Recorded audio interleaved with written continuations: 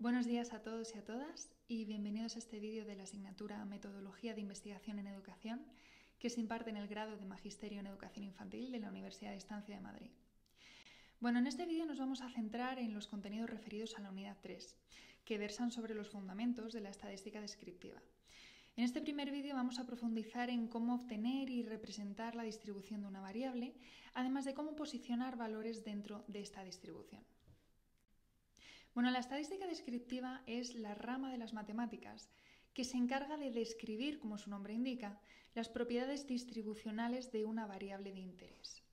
Para ello se emplean diferentes técnicas como tablas, gráficos o índices, algunos de los cuales veremos en este vídeo y en los vídeos que vienen a continuación.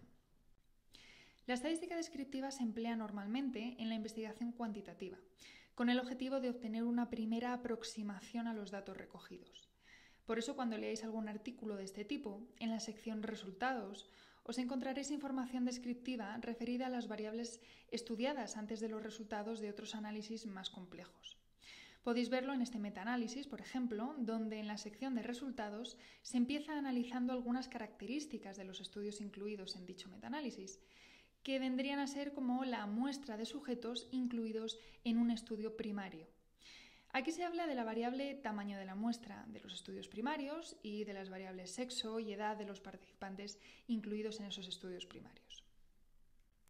Una de las técnicas más conocidas para obtener una primera aproximación a la distribución de una variable son las tablas de distribuciones de frecuencias. A menudo se las denomina simplemente como tablas de frecuencias, y esta es la forma que tienen. La primera columna presenta los valores que ha tomado la variable en nuestra muestra de sujetos. La columna de la frecuencia absoluta indica cuántas veces ha aparecido cada valor en dicha muestra, y la columna de la frecuencia relativa muestra la frecuencia absoluta dividida por el número total de sujetos que hay en mi muestra. Vamos a ver un ejemplo.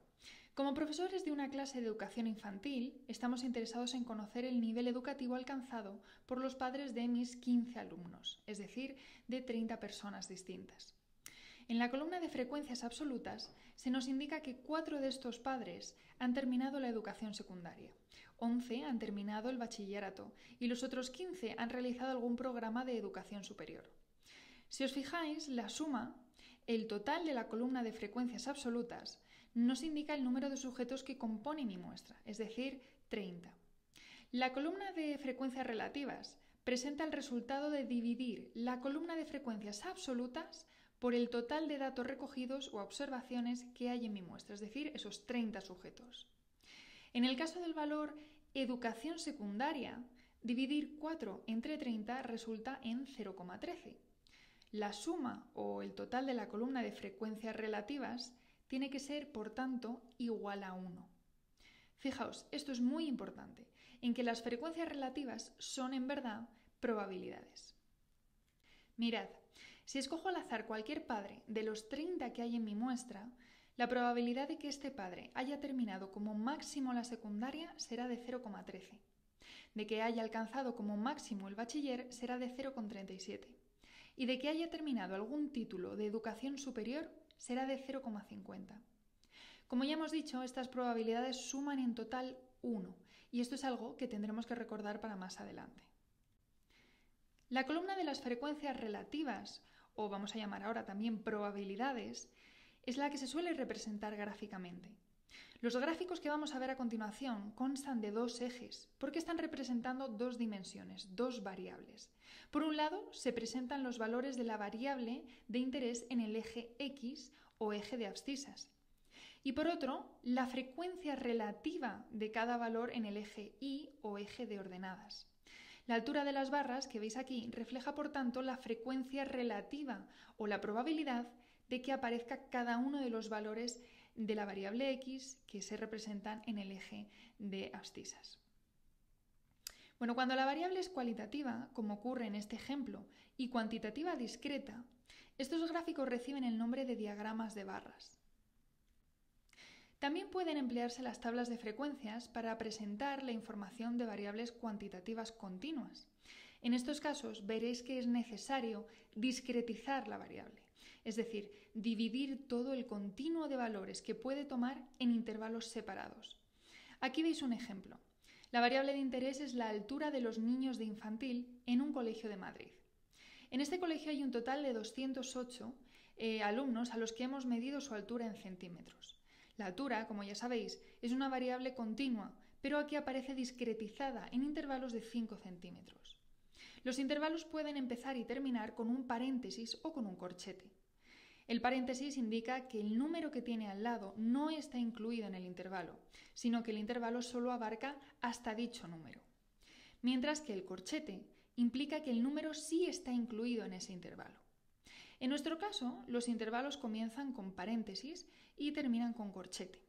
Esto quiere decir, por ejemplo, que en el caso del segundo intervalo vamos a incluir todos aquellos datos de altura que sean superiores a 90 centímetros e inferiores o iguales a 95. Si nos encontrásemos un niño cuya altura es exactamente de 90 centímetros, tendríamos por tanto que incluirlo en el intervalo anterior. Los gráficos que representan las frecuencias relativas o las probabilidades de una variable continua se denominan histogramas y polígonos de frecuencias. Por un lado, los histogramas siguen la misma lógica que los diagramas de barras que hemos visto antes. La altura de cada barra es proporcional a la frecuencia relativa de cada valor. Solo que ahora no hay separación entre estas barras, justamente porque estamos tratando con una variable continua, que puede tomar cualquier valor de ese continuo reflejado en el eje X. Por otro lado, el histograma es esta línea que veis aquí, que se obtiene al unir los puntos intermedios del lado superior de cada rectángulo o barra del correspondiente histograma. Muchas veces os vais a encontrar una única figura donde aparezcan a la vez el histograma y su respectivo polígono de frecuencias superpuestos. Vamos a ver ahora las otras dos columnas de la tabla de frecuencias que nos faltaba por ver.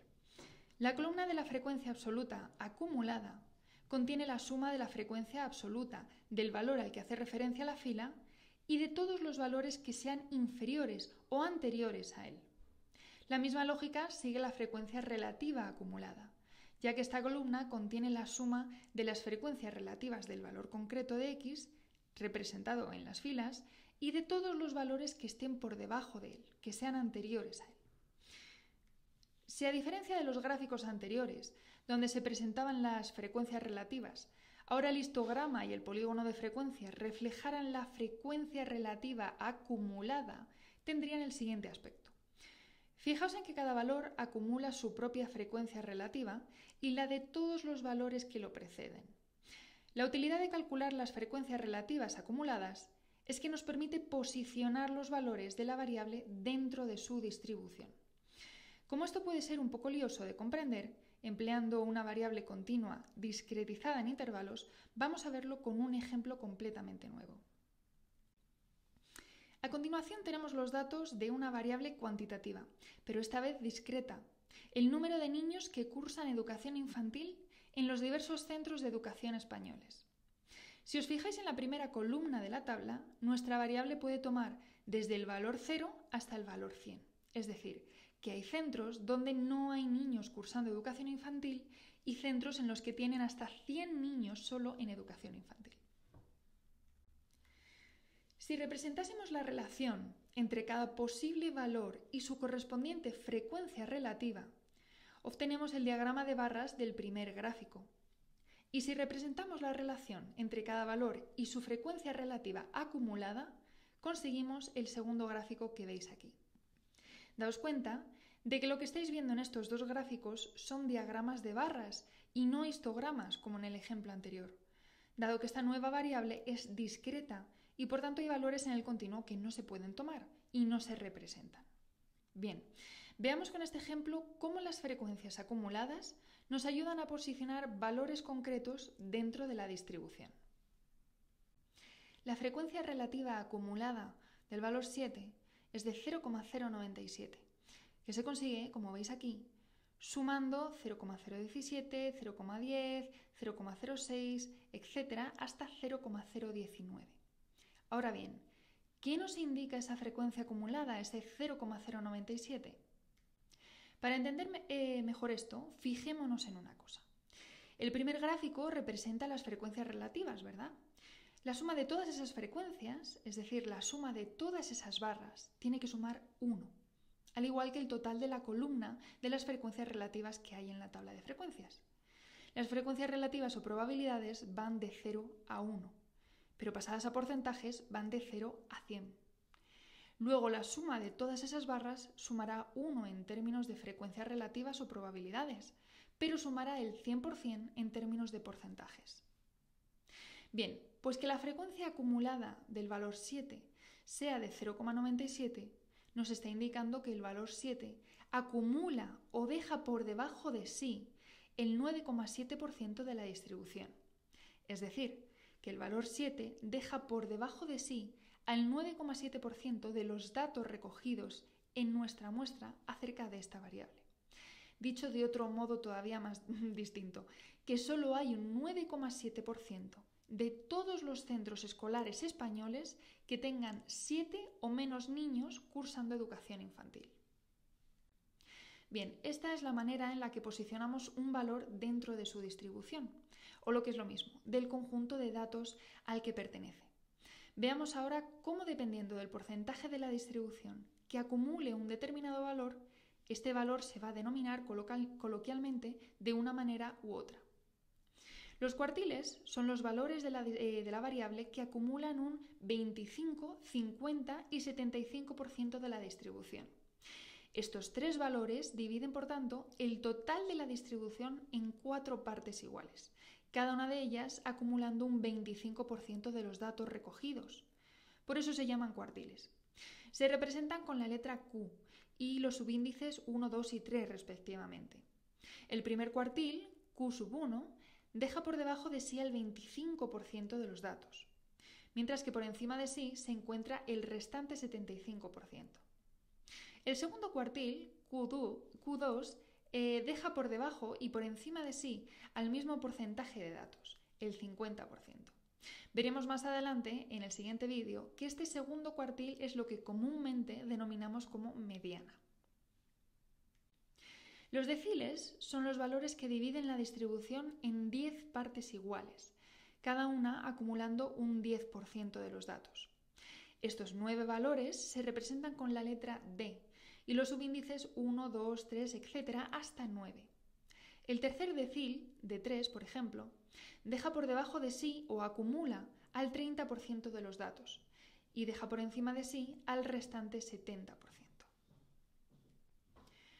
Los centiles o percentiles son aquellos valores que dividen la distribución en 100 partes iguales, cada una de ellas acumulando un 1% de los datos. Estos 99 valores se representan normalmente con la letra P y los subíndices 1, 2, 3, etc. hasta 99. Por ejemplo, el percentil 64, P64, deja por debajo de sí al 64% de los datos, mientras que por encima de sí se encuentra el otro 36%. Bueno, esto es todo lo que quería tratar en este primer vídeo de estadística descriptiva. Espero que os haya ayudado a complementar el material del manual. Os deseo mucho ánimo con el estudio y nos vemos en el siguiente vídeo.